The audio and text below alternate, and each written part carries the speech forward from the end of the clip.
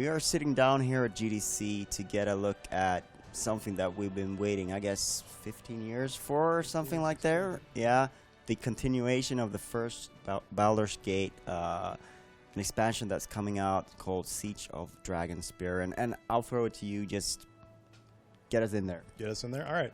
So Siege of Dragonspear is an expansion pack for Baldur's Gate Enhanced Edition, and it picks up immediately after the end of that game and bridges the gap between Baldur's Gate 1 and Baldur's Gate 2.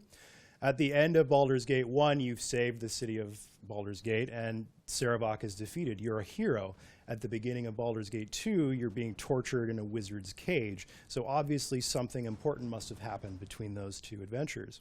Siege of Dragonspear is our game that finally explores those dark circumstances that drove you out of the city of Baldur's Gate and into the waiting clutches of John Irenicus. So let's get into the game here. We'll load up the intro dungeon.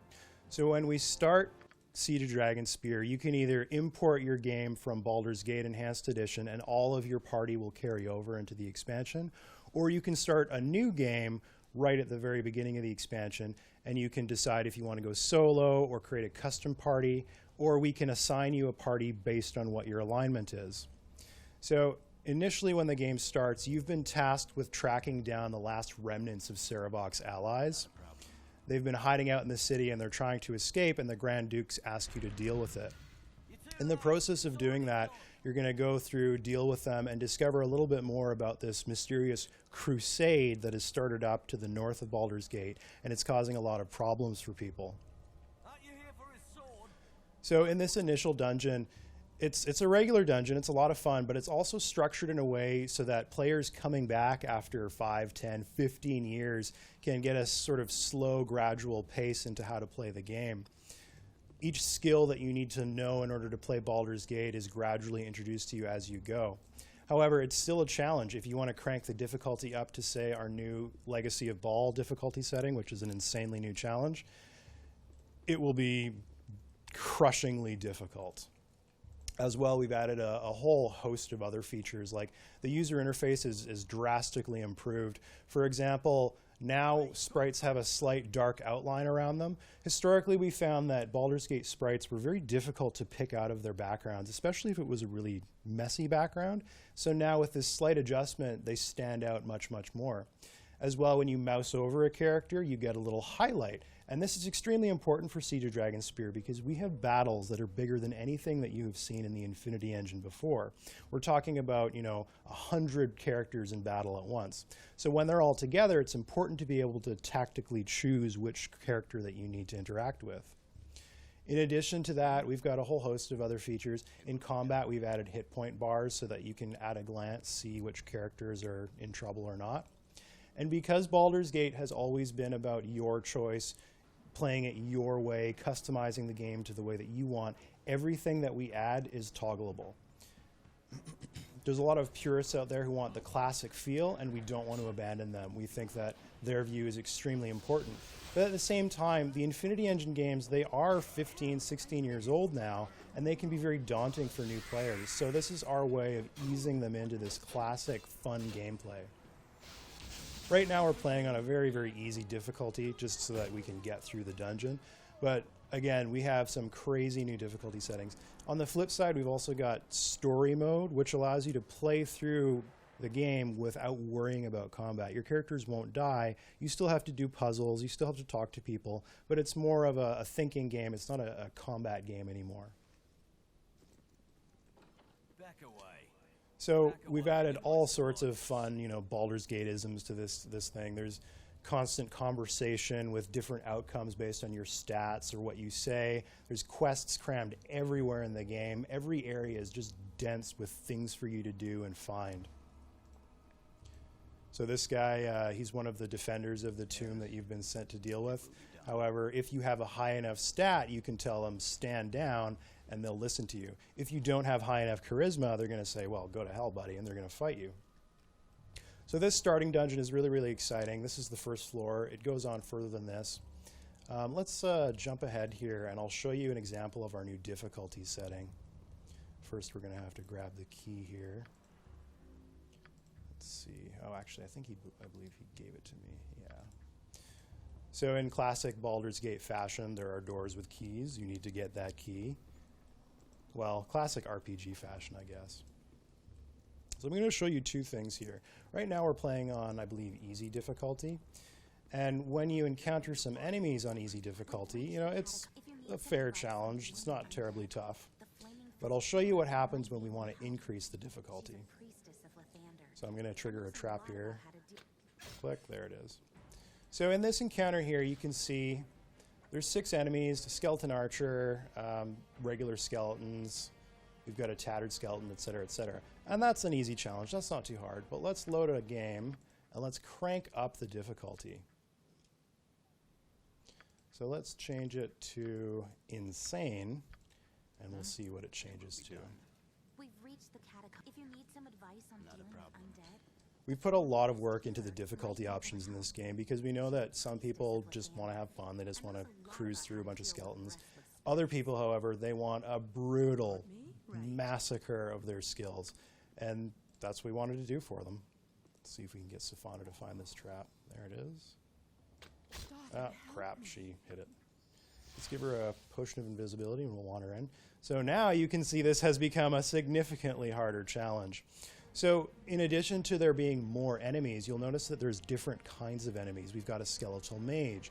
We have a shadowed soul, I should say. And in addition to them buffing their party, doing things that they previously wouldn't have been able to do, their tactics also change on higher difficulties. So for example, they'll start targeting your mages, your clerics, rather than just beating against the melee guys in the front. They are trained to essentially dismantle your party. So when you're playing on these higher difficulty levels, you will be very challenged. The interesting thing as well is that Baldur's Gate has always let you dynamically change the difficulty, and in Siege of Dragonspear, it's no different. So if I were to, for example, decrease it from insane to easy, all of these creatures, they don't become weaker, but rather they vanish. So we put a whole ton of effort into that, and we're very, very excited. Other UI improvements, now when you pause, the world goes to grayscale. This is so that you can more easily see your characters in the game world when you're trying to make tactical decisions. We've changed the map system so that when you enter the world map, it zooms out and shows you the entire area rather than just popping up. Another really important feature on the new map screen is the ability to toggle your area map background. So this has been something that people have been asking for since the first Baldur's Gate, where they love the dungeons, they love the art, but it's often difficult to see where they're supposed to go. So with this system, you can see the walkable area of the map, and it's very easy to tell right there. It fades off into darkness, so obviously I haven't explored there yet. When it comes to all these changes, because this is a game that obviously that people have very sort of fond memories of, and yeah, it is. So there must be a lot of sort of going into any sort of change that you do. There's a lot of thinking that goes into it, so that you don't get people upset about the changes you're making. So in addition to working alongside the community, half of our scripting team is made up of people who used to be modders. They joined us because they wanted to make a great Baldur's Gate game, and their knowledge and insight into how people play Baldur's Gate has been invaluable. The number one thing, and I mentioned it before, is that all of these options are toggleable, because there are people who remember the 1998 experience and they want exactly that, and we want to give it to them. Baldur's Gate is all about choice. We want people to play the game the way that they want to play it. So whenever we add a new feature, or we talk about changing an existing feature, the first thought in my mind is, what about the guys who want it to be the way it used to be? Anything new that we do is tempered by the fact that this is a classic game that plays in a very classic way. So while we're excited to offer all these new features, for example, now when you get a journal update, it'll pop up, we haven't gotten rid of any of the depth that players love about the original game. So for example, in the new journal system, you'll get a single line telling you, I need to talk to this guy in order to do X. That's great for new players, but what about people who really want to dig into that lore? It's still there. When you click on it, you get this in-depth journal that tells you, I must talk to this guy because of why I saw a butterfly today, it was very beautiful, etc., etc. Here's an example of a cool new thing that we've got. Cascade of boiling lava going over the edge. We're able to do a lot of neat effects that you just couldn't have done in the original Infinity engine. Speaking of that, the engine, the Infinity engine, gets I guess it's running in the background, but it can't be the same sort of thing as it was back in the day, right? So we have taken so much of the Infinity Engine and have rewritten it to the point where now it seems almost like we've rewritten the majority of the code that operates the Infinity Engine. In the process of porting this thing to iPad, Android, Mac, Linux, et cetera, we had to rewrite massive swaths of this thing. So while it is still the Infinity Engine, it's a massively upgraded version of the Infinity Engine. Internally, we call it Infinity++, because that's really what it is. It's an upgraded thing. So I jumped ahead here a little bit. After you return with dealing with Sarevok's allies, you return to the Ducal Palace, which is where you've been staying as an honored guest since you defeated Sarevok. That night, a bunch of assassins strike the palace, and they try to take you down, but they fail, obviously, because you're the player character and you're really badass. However, Imoen takes a big hit, and the Grand Dukes are also targeted, and it eventually boils down to these were people from Kalar's crusade, which is that crusade that's forming in the north. Something is happening. They targeted us. We need to deal with this. So the Grand Dukes ask you to lead a contingent of Flaming Fist soldiers to the north to deal with Kalar. But before you do that, they give you an opportunity to explore the city of Baldur's Gate to gather allies that you might want to take on the road with you. So you get to actually visit classic areas from the original game in Siege of Dragonspear, but time has passed and they may look slightly different. So for example, the streets are absolutely flooded with people, with refugees fleeing from the crusade, and this is a huge problem for the city. It's so densely packed that travel is now dangerous and difficult. This is an example of an area that was in the original game, but the contrast between our beautiful new artwork and the artwork from 1997 was so stark that we had to take it and overpaint it and add a bunch of 3D elements to improve it. So for example, in all of the streets of the city of Baldur's Gate, this cobblestone was originally just a close-up picture of coffee beans. And in 1998, when you had a 15-inch CRT monitor, maybe that was okay. But in 2016, when you've got an HD display, it's pretty obvious. So what we actually ended up doing here was we rebuilt all of the roads in Baldur's Gate in 3D with a nice texture, and then we added it over top of the original artwork and then painted on it in order to incorporate it nicely into the original art. So we've put a lot of love and care into the classic BG areas, and these are just, again, they're densely packed with all sorts of fun content. There's a million different things to do. So you're limited to a few areas of the city that Captain Corwin can escort you to. So for example, here we're at the, I believe this is the Three Old Kegs, and we're going to go recruit Minsk and Dinah here. So a big part of Siege of Dragonspear is the fact that we brought back a whole bunch of classic characters. Minsk is back, Viconia is back, Edwin is back, Imoen, Ski. There's a whole crew of original characters that have come back. And of course, a whole bunch of the Baldur's Gate 1 companions that you can't take with you on the road to Dragonspear will have cameos throughout the game. There were some characters that we just couldn't get the original voice actor for, so we did as best as we could. But for the vast majority of the returning characters, we have the original voices. So for example, we've got Minsk here. And Minsk is, of course, a classic character. Everybody loves Minsk. And it was hilarious getting Jim Cummings back into the booth to do Minsk, because initially he was like, I don't know if I remember this Minsk character. I'm not too sure. But after about 2 lines, he was ad-libbing, cracking jokes as Minsk, making up all sorts of new lines. It was incredible. He did a great job. So did everybody else. I mean, we've got Jennifer Hale, we've got Grey Griffin, we've got David Warner coming back, the voice of Irenicus. Spoiler alert. So we'll recruit these guys and then we'll move on here.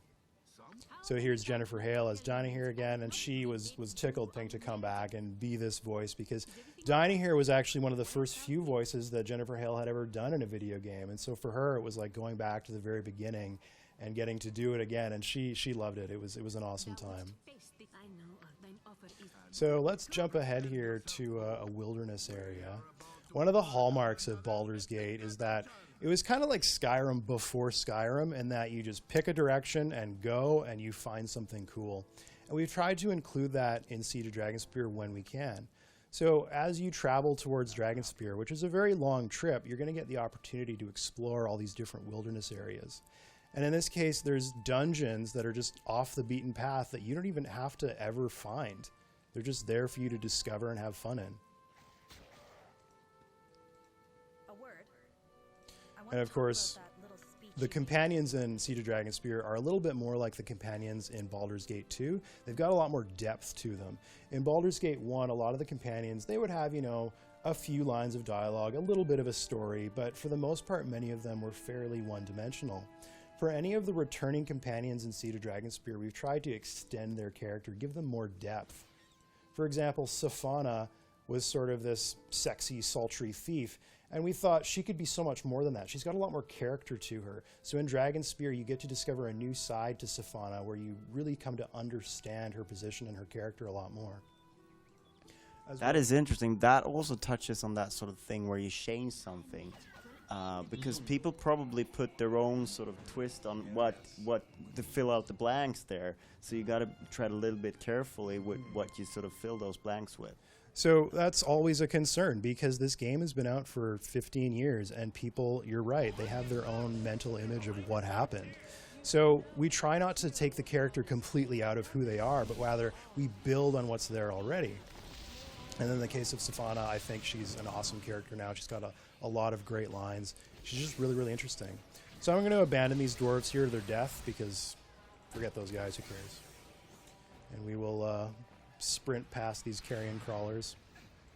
This dungeon is just something that you can discover. It's not part of the critical path. It's just a fun thing that you can find. And it links into an even larger dungeon if we can get there safely. Oh, I think we're about to lose Viconia. Well, she's no more for this world. Oh well. I'll show you a little room we've got here. So we're big lore nerds. Like, we love the Forgotten Realms. We think it's an amazing setting. We love Dungeons and Dragons. So we try and implement as many D&D isms into the game as we can. So for example, there's a fun little sequence here where after you sort of venture through this dungeon for a while, you can get all of the pieces necessary to activate this scrying pool, which allows you to spy on certain people throughout the game. In fact, I'll show you a clip here with David Warner, actually. So let's take a look at the Hooded Man. What's he up to right now?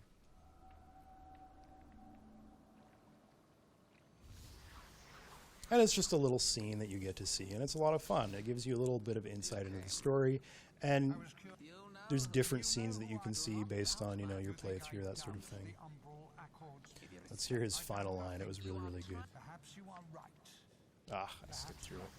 One of the fun things we've added are skippable cutscenes. This is something that the Baldur's Gate games have never had, and people have wanted it from the beginning. So now in a lot of the cutscenes, you just hit escape, and it takes you through, and you're done.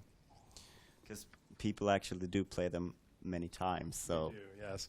People have played through this game so many times. I mean, there's people I know that have put upwards of 5,000 hours into Baldur's Gate, which I think might be a sign of mental illness, but please don't tell them that I said that. We'll edit it out. I'll show you a really, really big battle here. Let's see if I can get to it. Dragonspear Siege. So one of the things that we're really proud of in Dragonspear is we were able to execute something that BioWare had wanted to do many, many years ago. All of the original assets for Baldur's Gate were lost. They were backed up, but due to unforeseen circumstances, they were damaged and they were gone. So that means all of the 3D data for the character sprites, the levels, everything, it's gone. So all of the level artwork, we had to figure out how to build a Baldur's Gate area. What's the camera angle, et cetera, et cetera. What we did get from BioWare was a big archive of documentation and whatnot for the Baldur's Gate series. And within that documentation was a very interesting list that they had written down of what people wanted to see in more Baldur's Gate content after Throne of Bhaal, but that they weren't able to execute on. And at the very top of that list of what people wanted was, I want to be able to command a huge army and be involved in massive battles that we just haven't seen in Baldur's Gate before.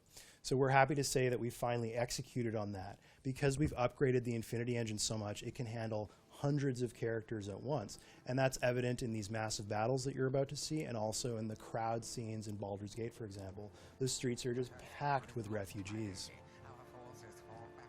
So actually, here's an example. Skippable cutscene.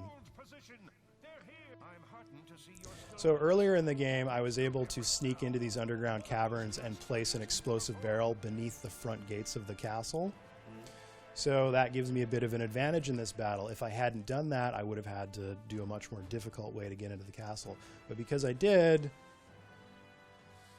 boom! They're all dead now and they get to suffer.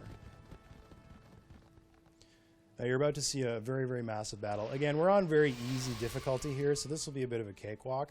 But on insane difficulty, or in Legacy of Ball difficulty, this is a brutal, brutal battle that you have to use every ounce of your ability to beat.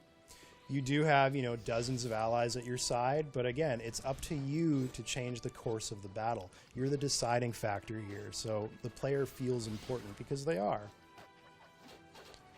So I'll just move in here and pause here. So we've got, at least, 40, 50 creatures on screen right now. And it runs fine. It's great. You can, because Baldur's Gate is a real-time with pausing game, this doesn't become overwhelming in the same way that a regular RTS game would. You can take your time. You can say, Dinah here, I want you to cast a giant fireball in the middle of this big group of people. Let's see if she gets it off before being picked off. There we go. And it's really satisfying to make a bunch of people explode.